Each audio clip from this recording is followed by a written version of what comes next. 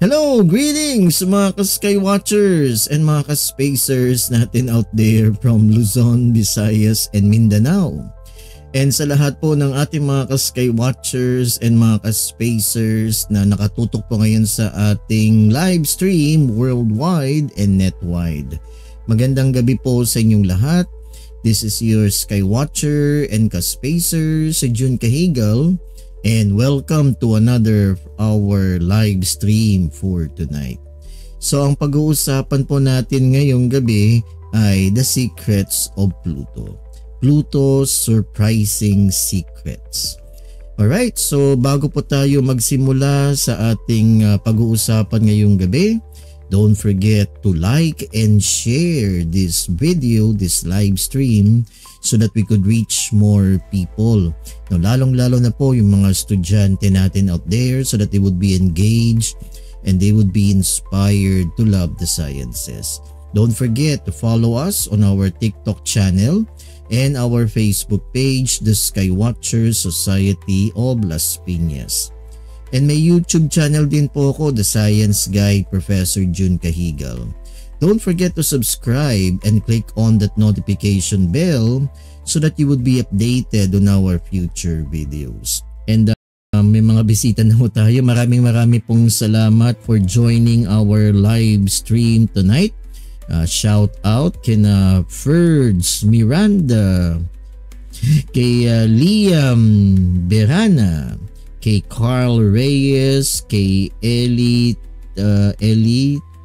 Trigo or Triggs, Eli Triggs, kay Harvey, kay Paps at 25, kay Meow, kay AD, kay Jimmy Sam, kay Cozy Joy, and nandito po si Neptune. Alright, kay Weightless Existence, thank you. Alright, kay Jimmy Sam, thank you Sir Neptune for liking our live tonight. Kay Leslie Bondokoy, marami pong salamat. Kay Matahari, yan sabi ni Sir Neptune, hi po Sir, and kay Hachi. Alright, so again po sa mga nandito po ngayon, maraming salamat, and don't forget to like and share this live stream so that we could reach more people, lalong-lalo na po yung mga estudyante natin out there, so that they would be engaged and they would be inspired to love the sciences. And our advocacy here in the Skywatcher Society of Las Piñas is to share the telescope to the public and to make the cosmos accessible to all. So at this point, we have 35 viewers. Marami pong salamat sa inyo, and we have at the moment 444 heart reacts and counting. Alright, so marami pong salamat. So maganda po yung ating pag-uusapan ngayong gabi, The Secrets of Pluto. Alright, so Pluto was named after the Roman god of the underworld. So ang Greek counterpart ni Pluto in Greek mythology is Hades. But in Roman mythology is Pluto the god of the underworld. Okay, and astronomers headed by Percival Lowell had long predicted that there would be a ninth planet in the solar system. So Percival Lowell, kung naalala niyo po si Percival Lowell, he also studied Mars. Diba, he was also fascinated with Mars together with Giovanni Schiaparelli. And Percival Lowell together with Schiaparelli, so they believe that there are canals that were built by intelligent Martian beings. So itong si Percival Lowell, mas kilala po siya dito, not really in his studies about Mars, but he's more famous for predicting another planet beyond the orbit of Neptune. Alright, so he was able to calculate and predict that there might be a planet beyond Neptune, which they called eventually as Planet X. No, kasi X in mathematics means unknown. So technically speaking, hindi pa nadidiscover yung Planet X na yan visually through the telescope. Pero Percival Lowell had already predicted mathematically that there might be another planet beyond the orbit of Neptune. And they called it Planet X. Alright mga ka-Skywatchers, and eventually Pluto was discovered using the telescope in 1930 by an amateur astronomer by the name of Clyde Tombaugh. And he discovered Pluto at the Lowell Observatory, yung pagmamayari ni Percival Lowell in Flagstaff, Arizona. So visually, Pluto was discovered by Clyde Tombaugh. Alright, so here is a photo of Clyde Tombaugh and his Newtonian telescope. Wow, gusto ko yung ganyang kalaking telescope. Ayan, so pag nakikita ko tong telescope na ito, tumutulo yung laway ko. Alright, so there mga ka-Skywatchers, so that's Pluto. Sabi ni Sir Neptune, yan, Pluto was discovered by Clyde Tombaugh on Feb 18, 1930 at the Lowell Observatory in Arizona. Yan din po yung sinabi natin, no, that Pluto was discovered by Clyde Tombaugh at the Lowell Observatory in Flagstaff, Arizona. Alright, so marami pong salamat Sir Neptune for your insight about the discovery of Pluto by Clyde Tombaugh and the prediction of Pluto by Percival Lowell. Alright, so ang tanong ngayon, how do we got the name Pluto? Paano na-finalize yung pangalan na Pluto? Alright, so the name Pluto was first suggested by an 11-year-old English schoolgirl, no, by the name of Venetia Burney. So tandaan yun mga ka-Skywatchers. Actually maraming sinubmit na mga pangalan, no, yung mga suggested names, pero ang pinili na pangalan ay ito, yung binigay ni Venetia Burney, who was an 11-year-old English schoolgirl, no, in 1913 for the newly discovered celestial body. Kasi nag-ano sila ng mga possible names. So ito po yung pinili, yung kay Venetia Burney. Inspired by her knowledge of Roman mythology, she proposed the name for the god of the underworld, believing it is suitable for the dark and distant objects. So kasi malayo, di ba, si Pluto, it's beyond the orbit of Neptune. So mas fitting na yung planeta na yan, yung celestial object na yan, ay ipangalan sa god of the underworld, kasi lahat ng mga planeta, they were named after Roman gods, you know, and goddesses. So she proposed the name for the god of the underworld, believing it is suitable for the dark and distant object. And there was another reason mga ka-Skywatchers and mga ka-Spacers kung bakit pinili yung name na Pluto that was given by Venetia Burney. Kasi po yung name na Pluto, yung first two letters niya na PNL, that is in honor of Percival Lowell, no? PL Percival Lowell, who first predicted the existence of a ninth planet beyond the orbit of Neptune. So kaya pinili din yung name na Pluto kasi yung first two letters na yun pong ibig sabihin ay Percival Lowell, yung initials, no, initials ni Percival Lowell, PL. Alright mga ka-Skywatchers and mga ka-Spacers, so that's how we got the name Pluto. So magpasalamat tayo dito sa napakatalinong bata na to, no, na 11-year-old English schoolgirl by the name of Venetia Burney in 1930. Alright? Okay mga ka-Skywatchers and mga ka-Spacers, wow, dumadami po yung ating mga bisita ngayon. Yan, magpasalamat muna tayo sa mga nandito ngayon na bago natin po ituloy. Ayan, alright, so wow, ang dami natin mga ka-Skywatchers. Okay, so kay Hachi, kay RDG, kay Dren, kay Carl Jason Santiago, kay Adi. Yan, marami pong salamat kay A. Random. Ayan, so marami pong salamat kay G, kay John Lloyd, Masaganda, kay Sana Ol, Sana Ol. Ayan, Pluto revolves around the sun every 248 years, sabi ni Neptune. Oh, nandito din si Chow Chow, Fat Fat, thank you. Kay Bojari, kay Saint Peter. Okay, Saint Peter, wag niyo muna akong kunin, Saint Peter. Okay, I still have more years to live. Okay, nandito si Saint Peter, San Pedro. Purpley, kay Bojan, ano po yung planeta? We're talking of Pluto po. Yan po yung ating topic, Pluto. Alright, so there mga ka-Sky Watchers. Uy, ang dami natin. Okay, tuloy po natin ang ating pinag-uusapan about the secrets of Pluto. So again, Pluto was discovered in 1930 by Clyde Tombaugh. Clyde Tombaugh is actually an amateur astronomer and talagang ang talas ng mata niya. Nakita niya yung itong small dot na nag-move against the background of stars. No? So talagang yun, then he calculated, ito nga yung ninth planet na predict ni Percival Lowell.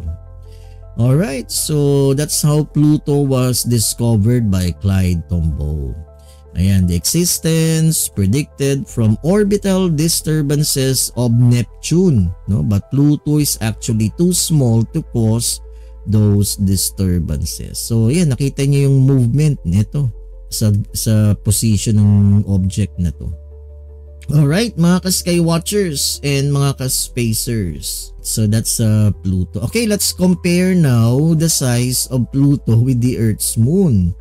So Pluto has a diameter of only 2,368 kilometers. Okay, our moon is about 3,474.8 kilometers or roughly a quarter of the Earth's diameter. Ang Pluto, mga ka-Sky Watchers, mas maliit pa. Mas maliit pa sa moon. Sa moon natin. Ayan guys. Kaya believe din ako kay Clyde Tombaugh. Talagang napansin niya na nakita niya na may planeta nga beyond the orbit of Neptune. Talagang you need a really powerful telescope para makita yon at mapansin mo yung movement ng celestial object na yan against the background of stars. Pluto is smaller than the Earth's moon. Alright, mga ka-Sky Watchers and mga ka-Spacers. So here is an illustration comparing the size of the Earth, the moon, and Pluto. So the moon is about a quarter of the Earth's diameter and Pluto is even smaller. Alright, mga ka-Sky Watchers and mga ka-Spacers, so Pluto is smaller as compared to our moon. And with regards to Pluto's orbit around the sun is unusual compared to the planets. It is both elliptical and tilted. So something like this. So the orbit of Pluto is highly elliptical, masyadong oval, and there are times that Pluto is closer to the sun than Neptune. No, may mga times na Pluto is closer to the sun compared to Neptune. Kasi highly eccentric, highly elliptical yung orbit ng Pluto around the sun. And yung orbit ng Pluto is tilted. Okay, as you could see in this illustration, it is tilted to about 17 degrees. No, correct me if I'm wrong, 17 degrees. And Pluto is really far from the sun. No? Light from the sun would take about 5 hours to reach Pluto at its orbital distance of about 39.5 astronomical units. So that's about 5.91 billion kilometers. Grabe mga ka-Sky Watchers, ang layo. In fact, yung New Horizons space probe took 9 years to reach Pluto. The New Horizons is the fastest man-made object ever made. Ang bilis ng New Horizons, but it took 9 years to reach Pluto. And light from the sun takes 5.5 hours to reach Pluto. So ang laking niyan, gap, ang layo mga ka-skywatchers and mga ka-spacers. So yan, highly elliptical ang orbit ni Pluto, and tilted to about 17 degrees. And since Pluto is located far from the sun, it takes around about 248 Earth years for Pluto to orbit the sun. So 1 Plutonian year is equivalent to 248 Earth years. Wow! Fantastic naman yan. Ang tagal. Biruin nyo kung nasa Pluto kayo. Baka hindi nyo na maabutan yung first birthday nyo. Baka hindi kayo mag-birthday in your lifetime because it would take 248 Earth years for Pluto to orbit the sun. Alright, so isn't that fascinating mga ka-skywatchers and mga ka-spacers? Alright, so yan, magpasalamat muna tayo sa mga bisita natin. Yan, alright. So kay Waffles, marami pong salamat. Thank you for sharing our live. Kay Bojan ulit. Kay Sheila, thank you for following our live stream tonight. Kay Paper Moon, marami pong salamat. Kay Scribble Puff. Oh, I like that, Scribble Puff. Sabi niya, hi sir, pa-shout out po si Kimi from BSP 2A. Alright, so shout out si Kimi from BSP 2A. Yay! Yan, sabi ni Scribble Puff. Ayan, and may pahabol si Scribble Puff. Pati din po si Aisha. Yay! Shout out kay Aisha from BSP 2A. Alright, sabi ni Sir Neptune, Pluto was closer to the Sun than Neptune for 20 years. So, di ba kasi ngayong orbit ng Pluto is highly eccentric. The orbit of Pluto is highly eccentric. So there are times really that Pluto is even closer to the Sun than Neptune. Alright, sabi ni Mickey, Sir, pa-shout out daw po si Franz from BSP2A. Shout out kay Franz and sa lahat ng mga students from BSP2A. Shout out sa inyo, walang pasok so mag-aral kayo. Alright mga ka-skywatchers and mga ka-spacers. So at this point, we have 288 viewers and 633 heart reacts. Yay! Alright. Okay, and again, bago po tayo magpatuloy, mga skywatchers and mga ka-spacers, again, don't forget to like and share this live stream so that we could reach more people. Lalong-lalo na po yung mga estudyante natin out there so that they would be engaged and they would be inspired to love the sciences. Don't forget to follow us on our TikTok and Facebook page, The Skywatcher Society of Las Piñas. Ayun po yung logo, The Skywatcher Society of Las Piñas. And follow me on my YouTube channel, The Science Guy, Professor June Cahigal. Don't forget to subscribe and click on that notification bell so that you will be updated on our future videos. Alright mga ka-skywatchers, so there. So ituloy po natin mga ka-skywatchers and mga ka-spacers. So we are discussing the secrets. We are unraveling the secrets of Pluto.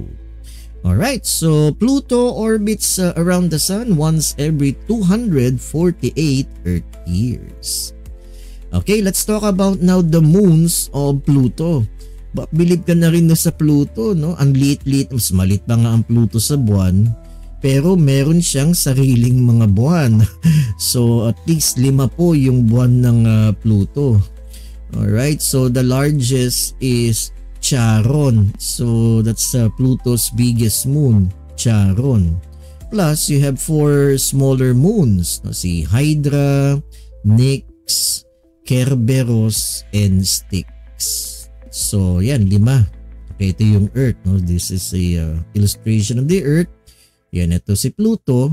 Mas malaki pa nga yung buwan natin no, kaysa sa Pluto. Pero si Pluto may 5 moons. No? The largest moon of Pluto is Charon. Then ito yung mga smaller moons, Hydra, Nix, Kerberos, and Styx. So this is Charon. Okay, discovered in 1978, about half the size and 1/2 the mass of Pluto. And Charon is in a tidal lock to Pluto. Ayan po, no? Parang yung buwan po natin, di ba? Yung buwan natin is also in a tidal lock with the Earth. Now that's why we only see one side of the moon. No, the moon is in a tidal lock with the Earth. So ibig lang sabihin yan yung rotational period on its axis and its revolution around the Earth is roughly 27 days. So tidal lock yan with the Earth. That's why we only see one side of the moon. Ganyan din po si Charon. No? Charon is in a tidal lock with Pluto. Okay mga ka-Sky Watchers. Yan, and these are the other moons of Pluto. Ito si Nix. And this is Hydra. Ayan, no? Wala akong photo ni Kerberos. Eto, this is Kerberos, Hydra, Nix, Styx, and this is Charon. Alright mga ka-Sky Watchers, so those are the moons of Pluto. No, mabibilib ka, ang lit-lit ng ni Pluto, meron pa siyang 5 moons. Alright, so there mga ka-Sky Watchers and mga ka-Spacers. And what's so fascinating is that Charon, the largest moon of Pluto, is in a tidal lock with Pluto. So this is again Nix and this is Hydra. So let's talk about now, ano ba nangyari sa Pluto? Diba? Kasi alam na natin that Pluto was demoted. So marami siguro hindi nakakaalam dito. No, so ano ba talaga nangyari? No? What happened to Pluto and what caused the demotion of Pluto into a dwarf planet status? Kasi noong 2005, this astronomer by the name of Mike Brown discovered something. No? Meron siyang nadiskubre no, in 2005. So si Mike Brown at yung kanyang mga kasamahan, yung kanyang team, they had discovered an object further out than the orbit of Pluto. Medyo may kalayo ng konti sa Pluto. Meron silang na-discover na celestial object that was probably the same size or even larger than Pluto. And Mike Brown and his team named that object UB313, which was later designated as Aries. Na si UB313 which later was named as Aries. Ayan, so ito yung na-discover ni Mike Brown and his team no, sa orbit ni Pluto. Medyo nagduda ngayon no, sila Mike Brown sa yung kanyang team kung talagang matatawag natin na planeta si Pluto. So nag-meeting ngayon po sila no, yung mga all the astronomers around the world. No, they met. So ang tawag dyan yung International Astronomical Union. So nagkaroon sila ng conference and they talk about ano ba yung mga criteria para matawag ang isang celestial object na planeta. Alright, so there are 3 requirements for an object to be called a planet. Now, so in order for an object to be a planet, it needs to meet the following requirements. So ito yung mga pinag-usapan nila doon sa International Astronomical Union. Alright, so number 1, it needs to be in orbit around the Sun. So in order for a celestial object to be considered as a planet, it needs to be in orbit around the Sun. So check dyan si Pluto. Check dyan si Pluto because Pluto orbits around the Sun. Alright, so check dyan si Pluto. Alright, number 2 requirement mga ka-Sky Watchers, it needs to have enough gravity to to pull itself into a sphere. And based on photos of Pluto, even using the telescope, spherical naman yung shape ni Pluto. Alright, so bilog naman siya, parang Earth. Diba? So, shout out sa mga flat earthers dyan. So, yung mga flat earthers na nandito, bilog ang Earth, bilog si Pluto. Ayan ha. Alright, so shout out sa mga flat earthers na nandito ngayon.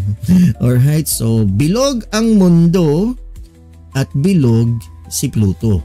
Okay. Alright, so a planet or a celestial object needs to have enough gravity to pull itself into a sphere para matawag na planeta. Alright, so check dyan si Pluto. Check na check. Ito ngayon ang naging problema kay Pluto. In order for a celestial object to be considered as a planet, it needs to have cleared the neighborhood of its orbit.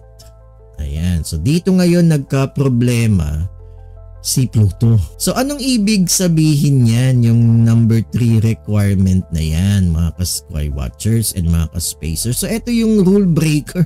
So ito daw ang dahilan kung bakit na-demote si Pluto. So Pluto daw is not a planet. Bakit ba? Ano bang ibig sabihin ng cleared its neighborhood? Ano bang ibig sabihin yan yung it needs to have cleared the neighborhood of its orbit? What does cleared its neighborhood mean, mga ka-Sky Watchers? Alright, o makinig kayo mga ka-Sky Watchers, ito yung dahilan kung bakit na-demote si Pluto. Ang cleared its neighborhood, ang ibig sabihin po niyan that the planet or the celestial object has to be the dominant gravitational body in its orbit around the Sun. Ituloy po natin. And there are no other bodies of comparable size other than its natural satellites. So ang ibig lang sabihin niyan, so dapat yung orbit ni Pluto, dapat siya yung dominanteng celestial object doon. Dapat walang kasama si Pluto. Pero na-discover si Aries, diba? Si Mike Brown, if you will recall mga ka-Sky Watchers, na-discover ni Mike Brown si UB313, si Aries, na mas malaki pa kay Pluto. And Aries is within the orbit of Pluto. So paano yan? So that means hindi dominant gravitational body si Pluto kasi may mas malaki pa sa kanya, si Aries. Diba? So doon ngayon nagka-problema si Pluto. Hindi siya yung dominant gravitational body in its orbit around the Sun kasi nga na-discover si UB313 ni Mike Brown. And hindi lang si Aries ang na-discover, marami pa pong na-discover na tinatawag na trans-Neptunian objects. Alright, so yan, like Makemake, Quaadnar. So marami pa hong na-discover na celestial objects within the orbit of Pluto. So si Pluto po, hindi siya po yung dominant gravitational body sa kanyang orbit. Yun po ang rule breaker. And that's the reason why Pluto has been demoted into a dwarf planet status. Pluto now is classified as a dwarf planet. No, because it has not cleared of its neighborhood and it shares its orbital region with other similarly sized bodies like Aries, Makemake, Quaadnar, Sednar. So marami pa pong na-discover na tinatawag po na trans-Neptunian objects. So Pluto is not the dominant gravitational body sa kanyang orbit. And that's why Pluto was demoted into a dwarf planet status. Alright? Ayan, so ito po yung mga trans-Neptunian objects na na-discover. So ang unang na-discover dyan ay si Aries. And this is followed by, ayan, si Aries, ito. Ayan, halos mas malaki pa nga kay Pluto. Si Aries. Alright, then other trans-Neptunian objects were discovered within the orbit of Pluto like Makemake, Haumea, yan to si Sedna, Quaar, yan, di ba? Ayan, ito pa, marami pa po. Ayan, so yan, ninumberan na lang po nila kasi medyo marami po eh. So parang ano to mga ka-sky watchers, no? You can compare this to asteroids, no? So may region beyond the orbit of Neptune na tinatawag na Kuiper Belt. So yun yung region na na-discover itong mga trans-Neptunian objects including Pluto.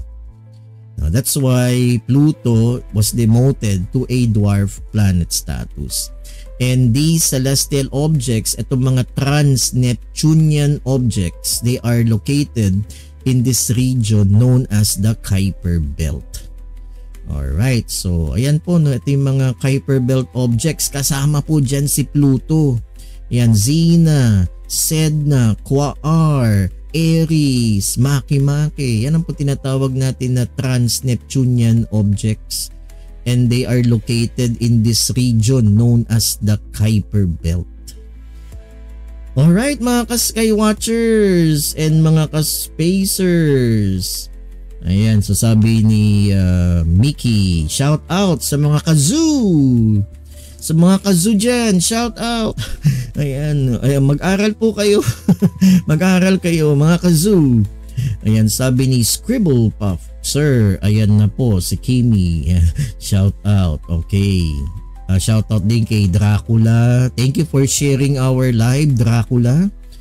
Okay, sabi ni Sir Neptune, Pluto was demoted 2006 from the IAU's resolution. Yan, which removed Pluto from the list. Ayan, so ito yung mga trans-Neptunian objects, sabi ni Sir Neptune. Yan, Eris, Makemake, Haumea. Ayan, no? Si Ceres kasi nasa asteroid belt si Ceres. Pero lahat ng ito, si Eris, Makemake, yan, they are classified as dwarf planets. Okay, ayan. So Pluto's orbit, sabi ni Neptune, Pluto's orbit also intersects with a lot of Kuiper Belt objects. Ayan, kasi nga they are within that region. Kaya sometimes they really intersect. Parang sa mga asteroids, ganun, no? Okay, sabi ni PYR Vogue, does Pluto have gravity? Opo, meron. And it has enough gravity to pull itself into a spherical shape.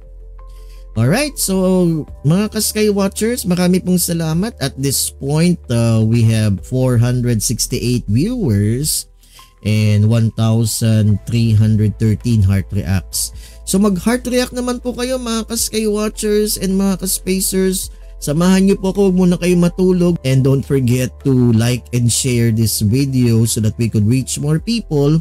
Lalong-lalo na po yung mga estudyante natin out there so that they would be engaged and they would be inspired to love the sciences. Don't forget to follow us on our TikTok channel and Facebook page, The Sky Watchers Society of Las Piñas, and sa aking YouTube channel, The Science Guy, Professor Jun Cahigal.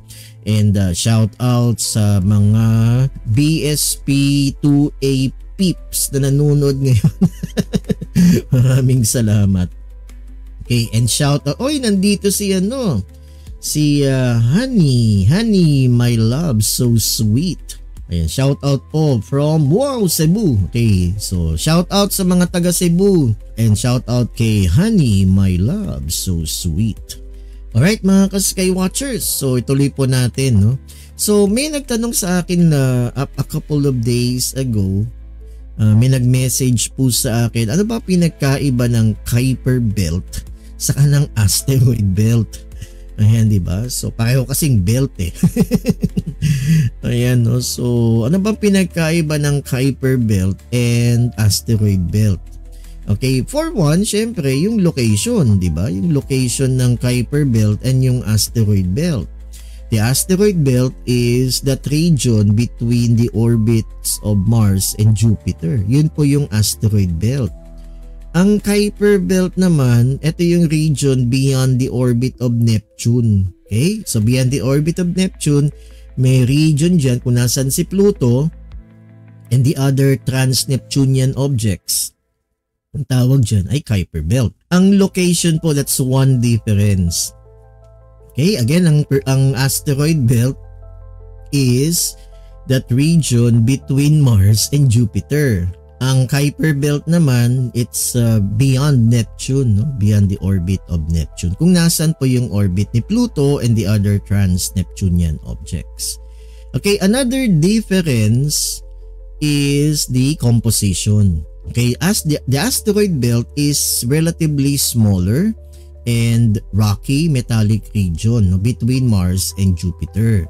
So yung mga asteroids doon, yan, rocky and yan, or metallic, diba? May mga asteroids na rocky and may mga asteroids na metallic. So if you will recall, diba, we had a live stream about asteroids. Ipapost ko po yun tomorrow, yung live stream yan about asteroids. Okay, while the Kuiper belt is much larger and predominantly icy volatiles, rings of objects far beyond Neptune's orbit.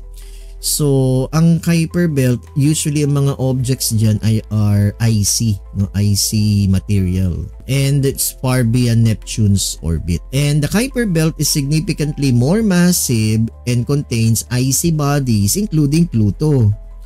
Okay, whereas the asteroid belt is composed of rock and metal remnants from the inner solar system. Yan, beyond the between the orbits of Mars and Jupiter. Alright mga ka-Skywatchers, so that's how we differentiate between the asteroid belt and the Kuiper belt. No, ulitin po natin sa mga nanonood po sa atin ngayon. So again, we can differentiate between the asteroid belt and the Kuiper belt. Again, number one, yung location. Okay, ang asteroid belt is located between the orbits of Mars and Jupiter. While ang Kuiper belt, it is beyond the orbit of Neptune. Yung composition naman, ang nasa asteroid belt, yung mga asteroids, they are smaller as compared to the Kuiper belt objects. And ang mga asteroids, they are made of either rocky material or metallic, no, metallic material. While ang mga Kuiper belt objects, they are icy bodies like Pluto. Okay, and they are more massive, no, compared to the asteroids in the asteroid belt. So yan, that's how we compare the asteroid belt and Kuiper belt in terms of location, composition, and size. So yung mga asteroids medyo mas maliit compared to the objects sa Kuiper belt na medyo massive, no, more massive and icy siya. Ang mga asteroids smaller, rocky, or metallic. Alright mga ka-Skywatchers and mga ka-Spacers. So ayan, sana nasagot ko po yung katanungan na yan ng ating netizen about the differences between the asteroid belt and the Kuiper belt. Alright mga ka-Skywatchers. So yan, ito yung location na ang asteroid belt is located between Mars and Jupiter. Ang Kuiper belt naman, it is beyond the orbit of Neptune. Alright mga ka-Skywatchers. Ayan, dumadami po yung ating mga comments. Alright, so maraming salamat sa insights ni Neptune. Ayan, marami pong salamat. Okay, and shout out again from shout out sa mga taga Cebu na galing kay Hana, honey my love, so sweet. Ayan, and kay Reggie Peña, marami pong salamat for following. Ayan, okay, sabi again ni Sir Neptune, asteroid belt is located in the inner solar system, while the Kuiper belt is outside of the solar system. Shout out kay Zen. Thank you for following our live. Alright, so tuloy po natin mga ka-Skywatchers. No? Very interesting tong ating topic for tonight. The secrets of Pluto. Okay, so there mga ka-Skywatchers. So even though Pluto is a dwarf planet and is no longer officially a planet, so, nung bata kasi ako, when I was young, sinasabi ng teacher, oh, can you name the 9 planets of the solar system? Diba? 9 planets pa noon eh. O kasama dyan si Pluto, diba? O yan, so mag-recite naman ako guys. Sasabihin ko, Mercury, Venus, Earth, Mars, Jupiter, Saturn, Uranus, Neptune, Pluto! Diba? 9! O, diba? O yung mga lumaki nung 80s, diba? Yun, sasabihin ng there are 9 planets. Ngayon, 8 na guys. 8 kasi na-demote si Pluto. There are 8 planets. Alright, so there mga ka-Skywatchers. So anyway, since Pluto is no longer officially a planet, it is still a fascinating target for study. Okay? And NASA, ang NASA, National Aeronautics and Space Administration of the United States, had sent their New Horizons spacecraft. Nagpadala ang NASA ng space probe called the New Horizons. And it visited Pluto and it reached Pluto last July of 2015. Diba? So ito yung tawag natin na plan or yung timeline, yung pag-launch ng New Horizons. In 2006, ni-launch ang New Horizons. Then in April 7, 2006, it crossed the orbit of Mars. Then in Feb of 2007, ginamit yung gravity ni Jupiter para mag-accelerate. Ang tawag dyan ay gravity assist. Parang yung sa The Martian, di ba? Ayan, so ginamit yung gravitational pull ni Jupiter para mag-gravity assist. Parang slingshot. Para mag-accelerate lalo yung New Horizons. So that was in 2007. Then in 2008, it crossed the orbit of Saturn. Wow. Then in 2011, nakarating siya sa Uranus. March of 2011. It crossed Uranus's orbit. Then in August of 2014, it crossed the orbit of Neptune, 2014. Then in July of 2015, it encountered Pluto. The New Horizons encountered Pluto. Wow, guys. So from 2006 to 2015, that's roughly 9 years, guys. 9 years. Grabe. Ang tagal. And may gravity assist pa yan kay Jupiter. So ang bilis niyan, guys.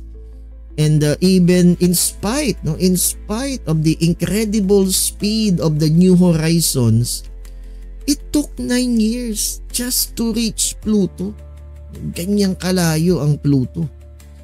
Alright, so here is an artist's illustration of the New Horizons spacecraft, and it reached Pluto in July of 2015. Grabe guys, mga ka-Skywatchers. Ayan, Alright, mga ka-Skywatchers, and because of that encounter with Pluto, we have learned so much about the planet and yung mga high definition na photos, First time yun na nakita natin ang Pluto in high definition like this one. Ito yung mga photos ng New Horizons. Grabe guys. So ayan, Alright, so ano bang mga discoveries ng New Horizons space probe?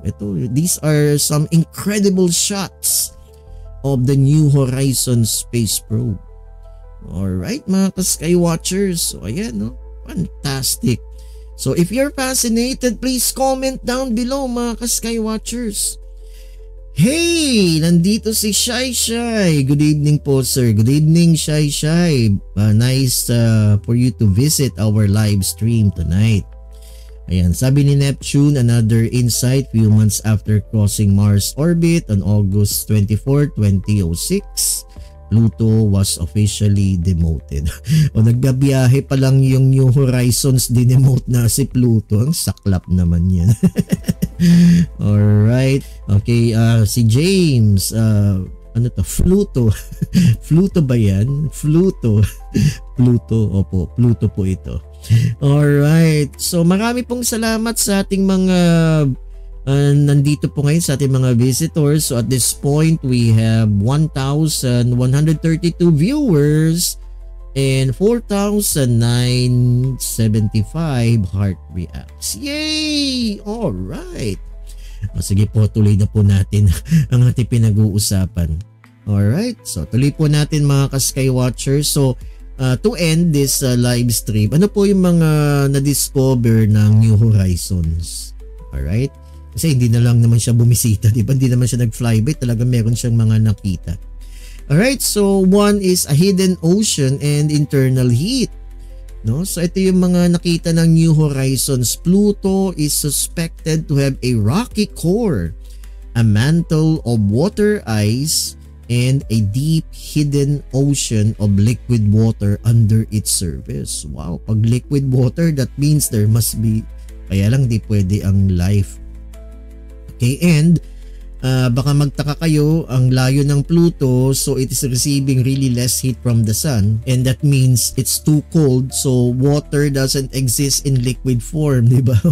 Pero bakit may hidden ocean of liquid water? So that means mainit sa loob ng Pluto, no? So because of that heat, no, internal heat, water stays in liquid form. No, there's a hidden ocean of liquid water under its surface, kept warm by the primordial heat or radioactive elements in Pluto, leading to ongoing geological activity. So ito po yung nakita dun sa Pluto as a photo taken by the New Horizons. Ayan, so the arrow marks the location of these extensional faults. Ito po, on the surface of Pluto that indicated expansion of its crust, which scientists think it is due to the freezing of a subsurface ocean.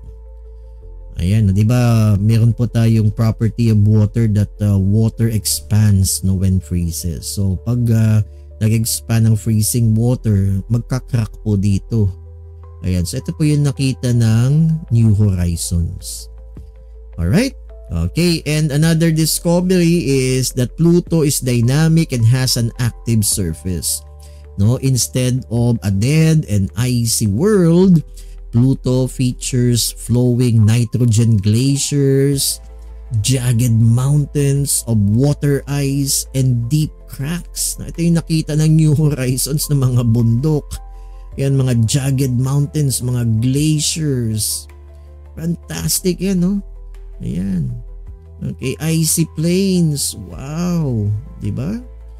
Yan, water ice and deep cracks. Boy, fantastic talaga. First time po natin makakita ng mga photos of Pluto, no, taken by the New Horizons. Alright, mga ka-Sky Watchers. No? And lastly, the New Horizons discovered that Pluto has an atmosphere made of methane and nitrogen.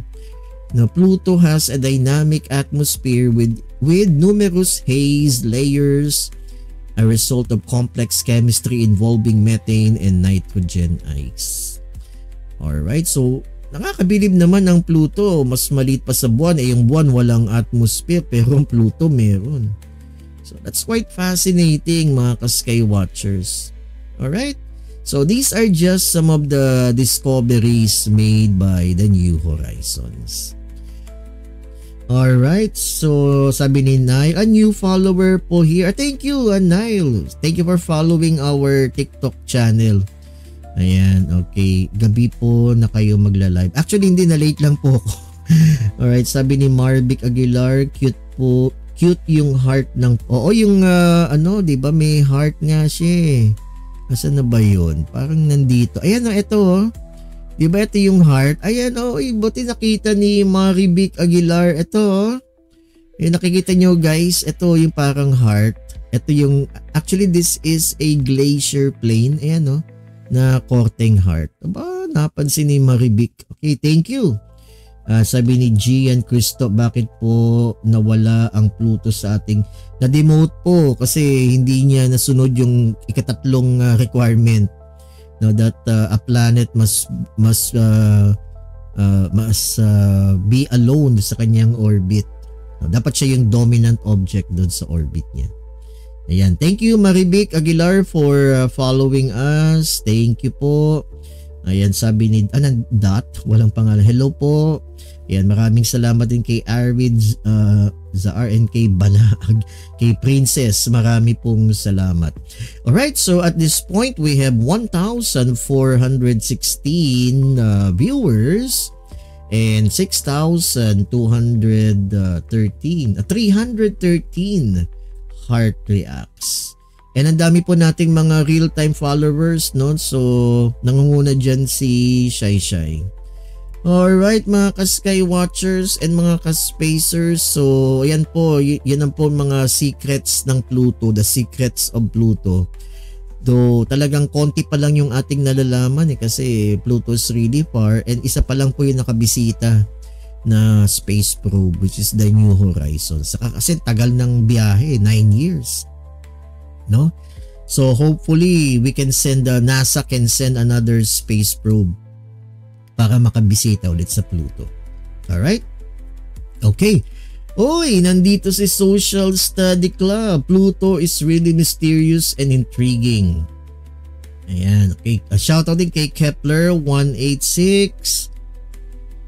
Kay Gerenzo. Kay what are the secrets? Katatapos lang po natin, sir. I will upload this video siguro 2 days from now. Okay, so thank you kay Glenn Cristo. Thank you po. Sa tagal ko na pong alam yung mga solar system, hindi ko pa rin po alam kung bakit nawala siya. Opo, kasi di ba ho nag-meeting po ang International Astronomical Union and pinag-usapan nila yung mga requirements for a celestial object to be considered as a planet. So tatlo po yung napag-agreean nila. Number 1, a planet must orbit the sun. So check po dun si Pluto. Yung number 2 po, it must be spherical in shape. O, check din si Pluto dyan. Pero yung pangatlo, hindi po siya pumasa. Kasi po, si Pluto hindi siya po yung dominant object sa orbit niya. Kasi may mga na-discover pang mga objects like Eris, Makemake, Haumea, yun po. So, dun po sa region na yan called the Kuiper Belt. Ayan po, no? Alright. So, yan, sabi na-discuss ni Sir yan next week at last week. Ayan, bakit sphere sa telescope sa Earth kay flat? Okay, a shout out kay Heisenberg and kay mga alright, so di naman matatalino yung mga taga-NASA. Oo. Alright, so there. Ayan, so salamat po sa mga comments ninyo. And ayan yun po yung mga flat earthers. No? I encourage flat earthers to visit our live stream. Ayan, para madibang po natin sila. Maraming salamat po sa kina Maribik Aguilar. Ayan, gusto ko yung comment niya. And kay Shai Shai, thank you for caring, Shai Shai. Marami pong salamat sa iyo. And sana wag ka magsawa, Shai Shai, na bumisita. Alright, and sa mga nandito ngayon, marami pong salamat. And yun, marami na po tayong viewers. So again, bago po tayo magtapos sa ating live stream, don't forget to like and share this live stream so that we could reach more people, especially po yung mga estudyante. And follow us. Follow nyo po kami, no, sa aming TikTok and Facebook, the Skywatcher Society of Las Piñas. And i-follow nyo po ako sa aking YouTube channel, The Science Guy, Professor Jun Cahigal. Okay, so sa mga nandito, marami pong salamat. And sa mga flat earthers, maraming salamat. Mga flat earthers dyan, sige lang, bisita lang kayo. Okay, sa mga hindi naniniwala sa Apollo 11, bisita lang kayo, guys. Alright, and marami pong salamat. Okay, this is your Ka-Sky Watcher and Ka-Spacer, Sir Jun Cahigal, saying live long and prosper. And always remember to always keep your space and always keep looking up. Look up, guys. Look up. Bye-bye. Shout out sa mga BSP2A peeps. Marami pong salamat. And marami pong salamat, Shai Shai, and the other members of Skygazers PH nandito. Maraming salamat. Okay, thank you din kay Maribik Aguilar, kay Anthony said, marami pong salamat for visiting. Alright, so thank you guys. Ayan, so BSP3 naman si Rain. Wow, Rain. Shout out kay Rain from BSP3B. Thank you po. Ayan, we are using TikTok as an educational platform. Marami pong salamat. Stay safe mga Kaskay Watchers. Marami pong salamat. Bye-bye.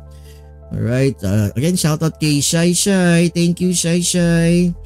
Ayan, ingat po.